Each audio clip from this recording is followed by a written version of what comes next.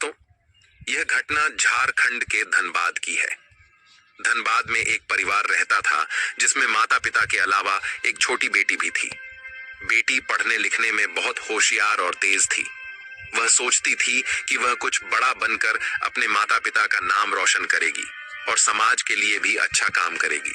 समाज में हो रही गलतियों और भ्रांतियों को सुधारने का एक यूनिक तरीका वह अपनाएगी।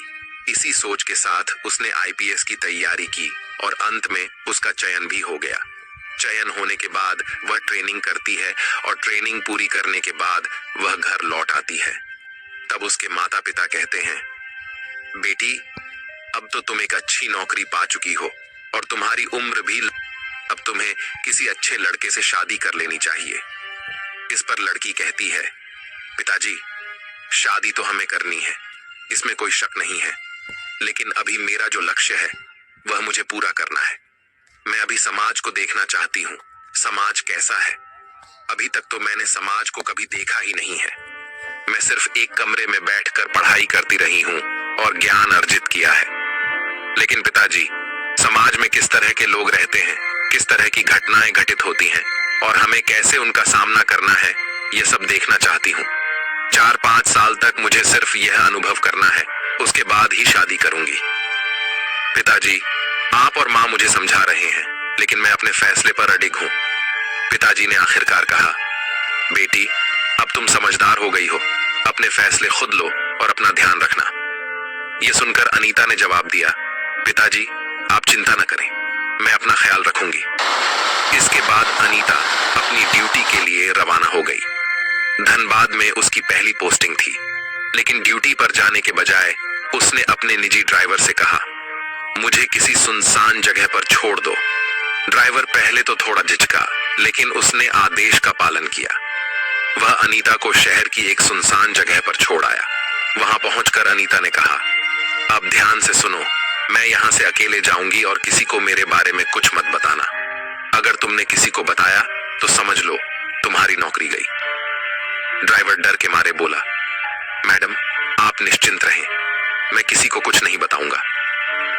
इसके बाद अनीता ने अपने कपड़े और लुक बदला। उसने खुद को एक भिखारिन की तरह तैयार किया। सादे फटे पुराने कपड़े पहनकर मैली कुचैली हालत में वह बाजार की ओर चल दी। थोड़ी देर बाद वह थाने के पास पहुंची।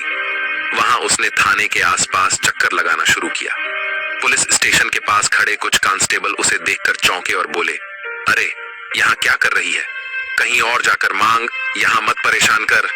अनीता ने शांत स्वर में जवाब दिया, आप अपना काम करिए, मैं किसी को परेशान नहीं कर रही हूँ। ये कहकर वह थाने के आसपास टहलने लगी, जैसे वह कुछ खास तलाश रही हो। अनीता, जो भिखारिन के रूप में थाने के आसपास घूम रही थी, हर चीज पर बारीकी से नजर रखे हुए थी। लगभग 20 से 30 मिनट के बाद अचानक थाने के बाहर भीड़ जुटने लगी। भीड़ के बीच अनीता ने एक कांस्टेबल से पूछा, साहब, यहाँ इतनी भीड़ क्यों लगी है? कांस्टेबल ने लापरवाही से जवाब दिया, एक लड़की का मामला आया है, रेप हुआ है उसका, परिवार शिकायत लेकर आया है, लेकिन जिसने यह किया है वह एक अमीर व्यापारी का बेटा है। मामला थोड़ा पेचीदा है। यह सुनकर अनीता के कान खड़े हो गए। उसने देखा कि भीड़ में लड़की का परिवार रो रहा था और वहीं आरोपी के प्रभावशाली परिवार के लोग अपनी शक्ति का प्रदर्शन कर रहे थे। अनीता ने पुलिस वालों की नजर से बचते हुए थाने के अंदर घुसने की कोशिश की। जैसे ही वह अंदर पहुंची, वहां मौजूद अधिकारी चौंक गए। दरोगा साहब ने गुस्से में पूछा, अरे, इसे अंदर कैसे आने दिया? ये भिखारिन यहाँ कैसे घुस गई? कांस्टेबल घबरा गए और बोले, साहब, हमारी नजर इस पर नहीं पड़ी, पता नहीं ये कब अंदर आ गई। दरोगा साहब ने आदेश दिया, इसको कुछ खाने को दे दो, पैसे दे दो और यहां से भगाओ, हमें अपना काम करने दो। कांस्टेबल ने अनीता से कहा, देख, यहां से जा, कुछ पैसे चाहिए तो ले ले, कुछ खाने का चाहिए तो खा ले, लेकिन यहां मत बैठ। अनीता ने उनकी बात अनसुनी करते हुए शांत स्वर में कहा, साहब, मैं यहां थोड़ी देर बैठना चाहती हूँ, थक गई हूँ, आराम करना चाहती हूँ, आपको परेशान नहीं करूंगी, बस उस कोने में बैठने दीजिए। अनीता थाने के बाहर एक पेड़ के नीचे बैठ गई और वहां से दरोगा साहब की हर गतिविधि पर नजर रखने लगी। उसने देखा कि लड़की का परिवार रोते हुए न्याय की गुहार लगा रहा था, लेकिन आरोपी के प्रभावशाली पिता दरोगा को रिश्वत देकर मामला दबाने की कोशिश कर रहे थे। दरोगा ने लड़की के पिता से कहा, देखिए, ये मामला कोर्ट कचहरी में गया तो सालों लग जाएंगे, बेहतर होगा कि यहीं निपटा लें। लड़की का पिता मजबूरी और लाचारी में कांपते हाथों से दरोगा को पैसे देता नजर आया। अनीता यह सब चुपचाप देख रही थी, लेकिन उसके भीतर का गुस्सा धीरे धीरे बढ़ रहा था। वह जानती थी कि अब समय आ गया है अपनी पहचान और अधिकार का सही उपयोग करने का। गरीब माँ बाप दरोगा के सामने हाथ जोड़कर गिड़गिड़ा रहे थे। माँ रोते हुए कहती हैं, साहब, हम गरीब लोग हैं, हमारे पास पैसे नहीं हैं कि आपको दे सकें, लेकिन मेरी बेटी के साथ जो हुआ उसके लिए इंसाफ चाहिए। आपसे बस यही निवेदन है, कृपया हमें न्याय दिला दीजिए। दरोगा ने उनकी बातों को अनसुना करते हुए एक ठंडी नजर डाली। उसने कहा, देखो, कानून सबके लिए बराबर है, लेकिन यहाँ काम आसानी से नहीं चलता।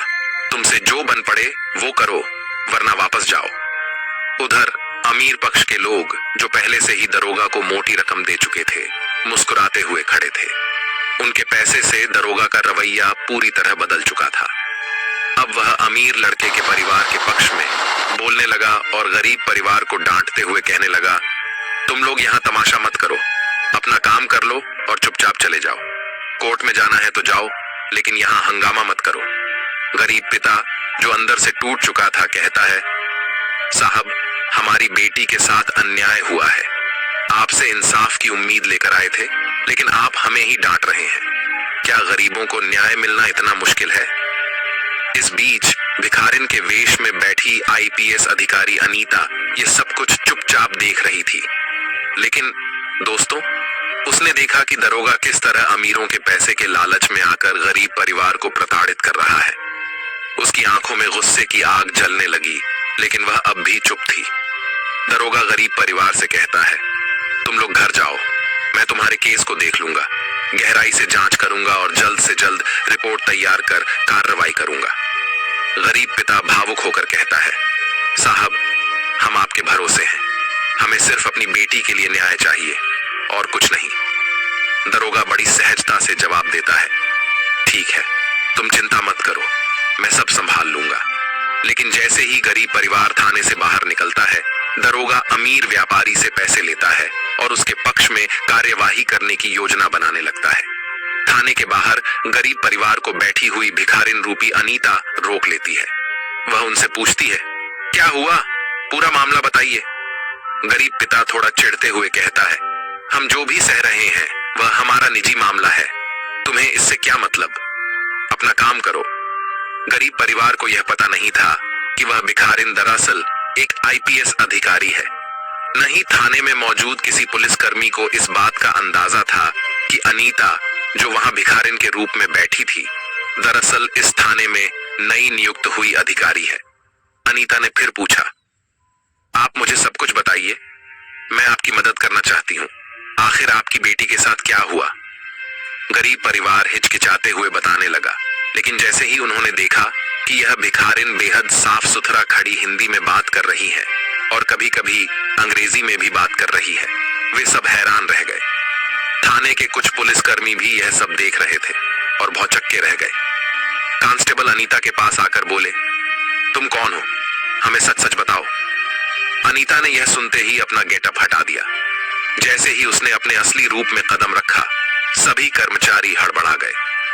दरोगा को फटकारते हुए उसने कहा, तुमने गरीब परिवार के साथ बहुत अन्याय किया है।